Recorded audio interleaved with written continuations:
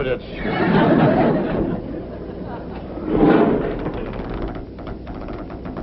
Holy cow, Colonel, we forgot the tow rope.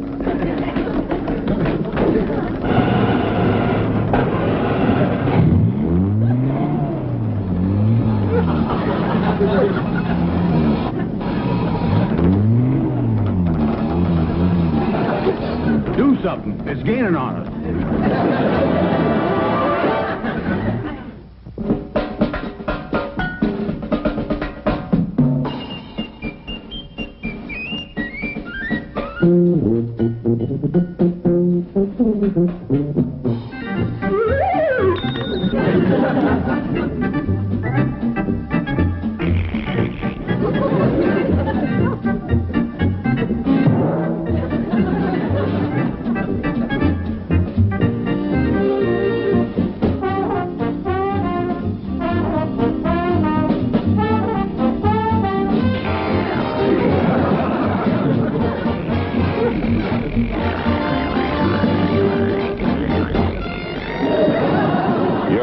Tonight is the red and white toothpaste with the most effective decay germ killer of them all, Stripe toothpaste.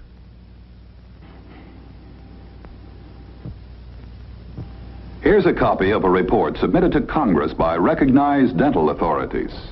It says research has now, and I quote, clearly established a causal relationship between certain oral bacteria and dental caries, unquote. In other words, tooth decay, like an infection, is caused by germs in the mouth. Now, Stripe contains the most effective germ killer ever put in a toothpaste. In fact, tests show Stripe reduces germs in the mouth 94% immediately. 94%. What's more, Stripe's germ-fighting action stays in the mouth for hours. This makes it especially helpful to children, what with all the sweets of one kind or another they go through. Another thing, children brush more often every day, as dentists recommend, because Stripe looks good and tastes good, too. So, Mother, remember, tooth decay is caused by germs. Get red and white germ-killing Stripe.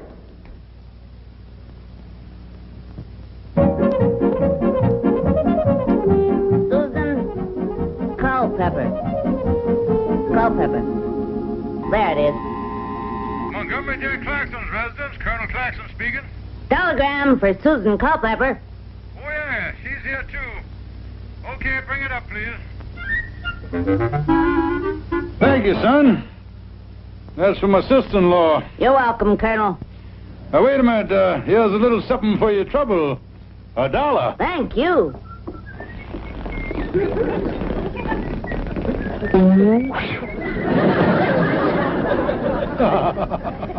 Montgomery, who's at the door? It's a telegram. For Sister Sue. Who's it from, Sister Sue?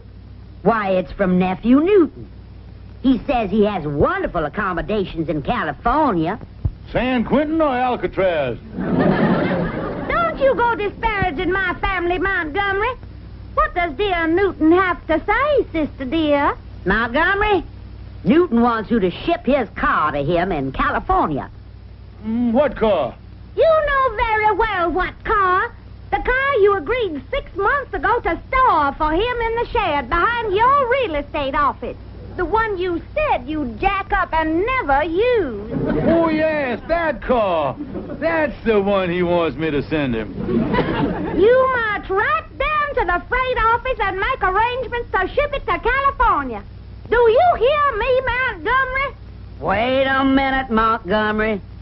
Has anything happened to that car? Now, what in the world would make you even suspicious that something's happened to that car? Because you are a low-down, sneaky, double-crossing chiseler. Well, as long as you are not basing your statement on idle rumor, I won't take that as an insult.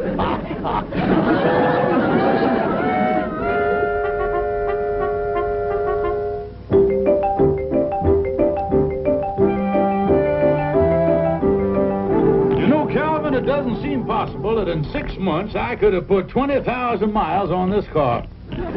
No one will know the difference when I get this speedometer set back.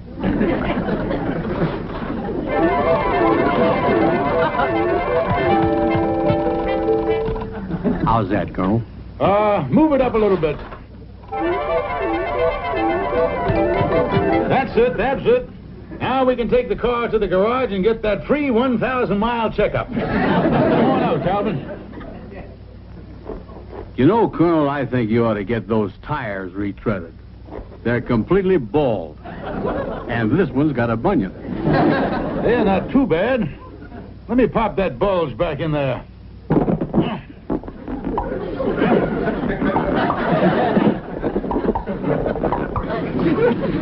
I think we better take this down and get some retreads on the retreads before we ship it to Newton in California.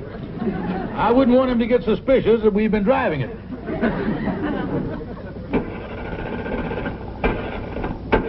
It's suffering a little more than usual today. Not making contact.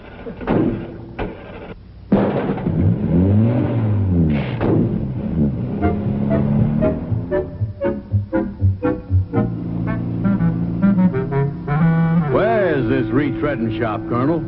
Oh, over in the next block. I'll turn left at the corner here. No, Calvin. Don't you remember, since we threw the front end out of alignment, you can't make a left turn. We can only turn right. Oh, yeah, that's right. We'll have to take the long way around.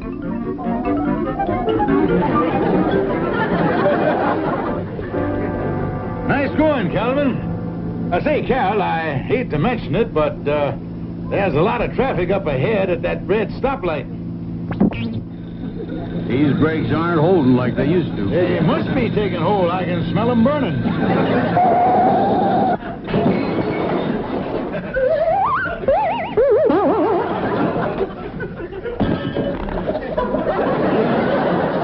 If that cement truck hadn't been here, we might have gone right through the red light and got a ticket. Never mind that, you dummy. Let's get out of here before we get hardening of the arteries from the outside.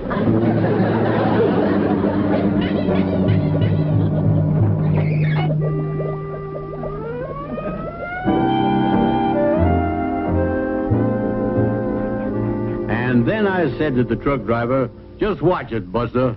You happen to be talking to Calvin Burnside of the Fightin' Burnside. Oh, my Calvin. Is that when he hit you in the eye? No, he didn't do that till I called him a stupid, ignorant meathead. Why, that's just terrible. Oh, I didn't let him get away with it. I called a policeman and had him order the man to get his fist out of my eyeball. Oh, you're so brave. Give me your other hand, Calvin. What's the colonel going to do? Well, Nephew Newton had the car insured.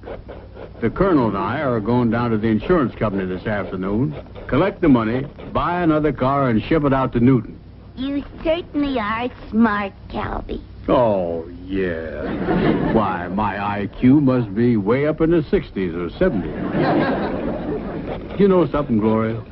Holding hands with you is really dynamite. Oh, Calvin. Yeah. All of a sudden, I'm getting hot flashes in my head. Calvin, it's your cigar. Ow! I should have known, because I never had love singe my sideburns before.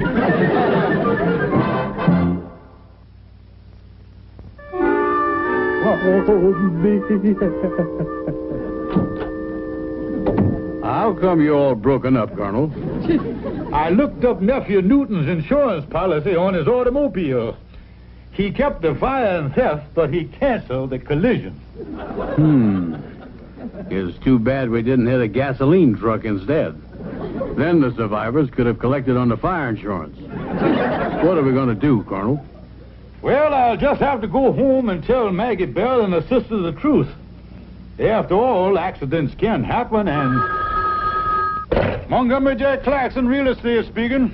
Montgomery, have you shipped Nephew Newton's car off to California yet? Well, I want to tell you something about that car, Maggie Bell, honey.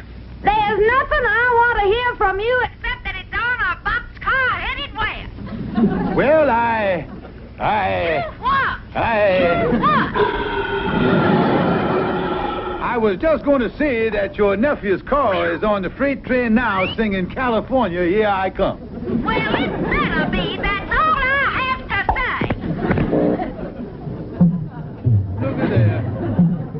happens every time she talks to me. That thing will beat like that till sundown. What are you going to do, Colonel? I don't know, Calvin, but I gotta do something. If I'd have sat there in that car and let that cement harden on me, I wouldn't be in a tighter spot than I am now.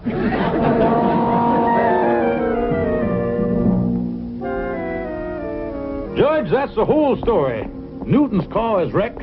There's no insurance, and I'm supposed to ship it to him in California. What do you think of this? Well, Colonel, it sounds to me like you've committed another case of self-inflicted barbecue. Self-inflicted barbecue? You've cooked your own goose.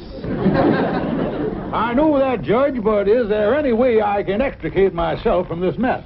Suppose you were to take out a collision policy now and rearrange the date of the accident. I think I see what you mean. Take out a policy and then report the accident like it just happened. Yeah, I got it, but, Judge, are you sure this isn't a shade on the dishonest side? Oh, no.